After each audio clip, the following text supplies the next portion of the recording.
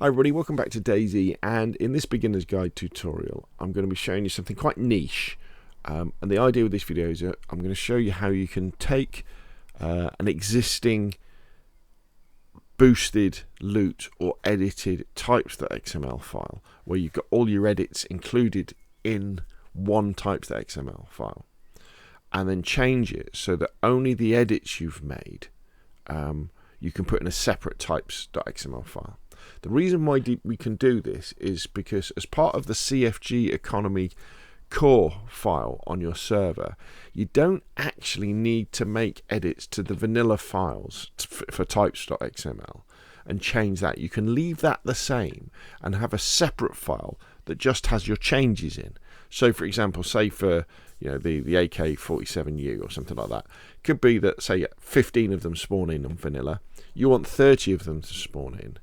So instead of going into types.xml and changing, the minimum and the nominal, that sort of thing, you can actually just have a separate file that has a new entry that has those settings in. So the server will look at the vanilla file first, then look at your file and go, all right, they want more of these, I'll add more of those in. And then it does that. So it's a very clean way of doing that.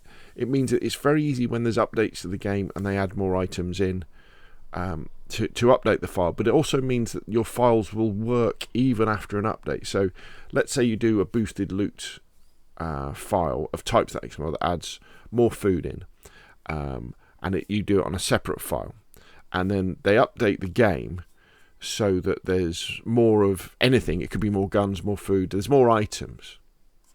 If you use this method, what happens is after the update and you've updated your files, updated the vanilla files, your edited file will carry on modifying the items in that file, but the server will also spawn in the new items because you're not changing, you're not relying on the original types.xml. Because one of the mistakes lots of people make is they'll keep the same boosted loot file, boosted loot types.xml, and the game will update, they'll add a new weapon in, and they won't bother adding it in because they put all this time into editing the types.xml. And this is a very clean way around this. Now, you've been able to do this for a long time, but I never really bothered because I used to make a silly mistake with it that made it didn't work. But now I know how to do it properly. So the specific example I'm going to be looking at here is where I've already got a 1.27 update boosted loot file, types.xml. I'm getting ready for 1.28, but I want to look at my 1.27 boosted loot file, for Livonia in this case. And I want to extract all the edits I've made so I can just create another file with just those edits in. And this is the way I've been doing it, getting ready for 128, because then I can just add the extra 128 things into that, and it will make my life much easier going forward when the next update, when 129 and 130 comes out that way. When I kind of show you what I'm doing, it will sort of make sense. If I show you this, for example, so here's one I've already done. So as you can see here, so these files here, so you've got extra CFG spawn all types, extra events, extra globals, extra messages, and extra types. They're not necessarily extra, it just means edited really. And then if I open this up, Notepad++, what you do is you go into CFG Economy Core, and near the bottom above the closing tag, you have to refer to those files, and the game will then look at them. And then it will amend the numbers that it's doing. You can only do it on certain types of files, and I will link to this page on the DayZ Beam Interactive wiki that tells you how to do it. I'll also put a link on to the Notepad++ compare plugin, which we're going to be using on this. So if you're a person who's got a big edited types.xml and you want to extract just the edits, this is what I'll do. I'll also put a link in actually to this place here. Where are they? There we go. CFG. So this is the GitHub repository that contains all of the mission files for DayZ, and it will have the latest ones here. So at the time of recording this video, we're on update 1.27. So these will all be update 1.27. But if you click down here, you can go back in time. So 127. 126, 125, that would be a different, so that's the latest one, and you can download them. So you can go into them and just download the zip, so like that, download, and that will give you the vanilla file that you'll need, just in case you haven't got it already. So what I do, so I keep let's come up to this one. So this is kind of like my DayZ modding folder. So what I want to do first is I just want to go to my 127 vanilla files, which I've downloaded, and then we want to go into Enoch, DayZ offline to Enoch, which is Livonia, and then we want to open up the types file in Notepad++. Let's get rid of that. So there's types. So that's the vanilla one. And then I want to open up the edited one that I did. So that will be in this file here, 127.1L, like this. So this is the one with all the edits in. So for example, if we go here, we can see AK101, vanilla is 3, AK101, and my edit is 6. Nice and easy. Then what I can do, and let's see if this goes the right way. I think we might have to do it this way. So we go plugins, compare. Actually, no. That's the way you do it. Plugins, compare. So it's going to go through them and it's going to look through.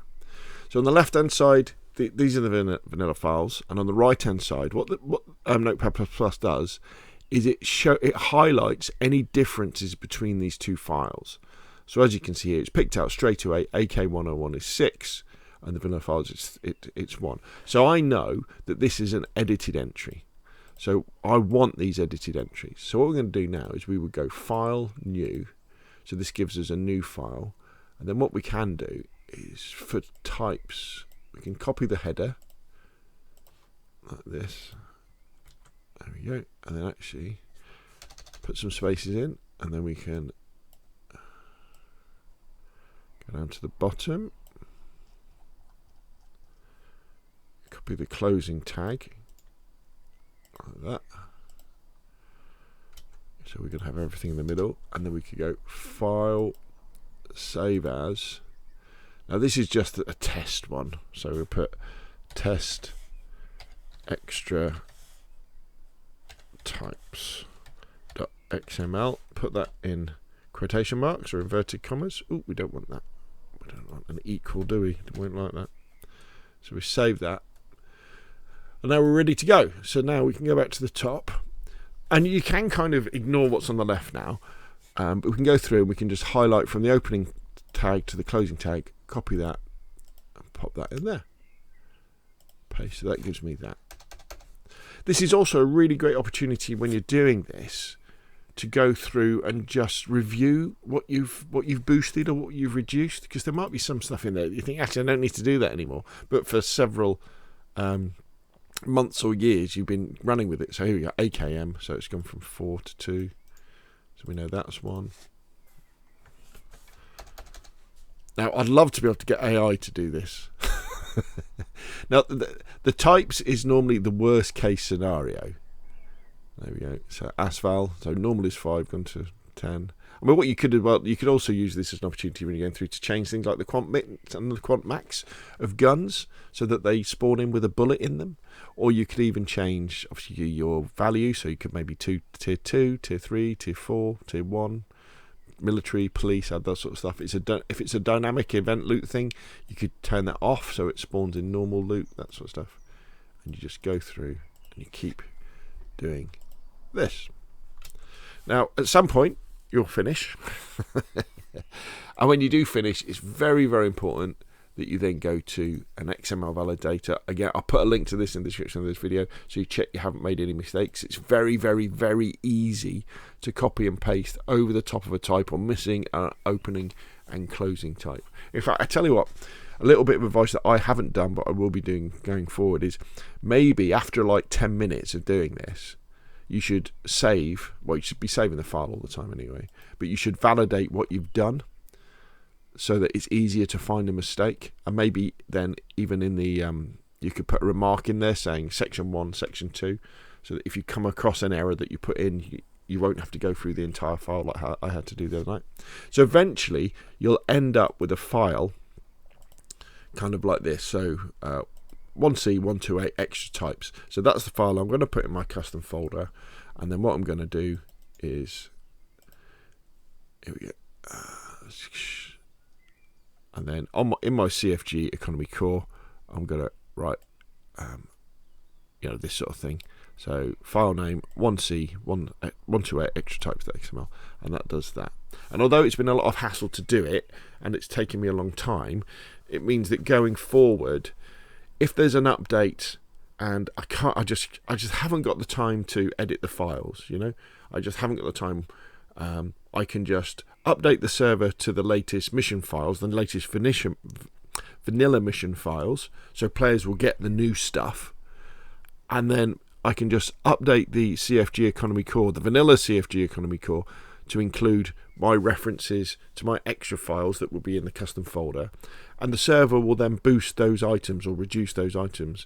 Now obviously if they add a new gun and I haven't added that gun into the extra types.xml, it won't boost them, but it will spawn them in to at least the vanilla values, which I think is really important. So even going forward, you could just have this, these are the only things I'm ever going to boost on DayZ.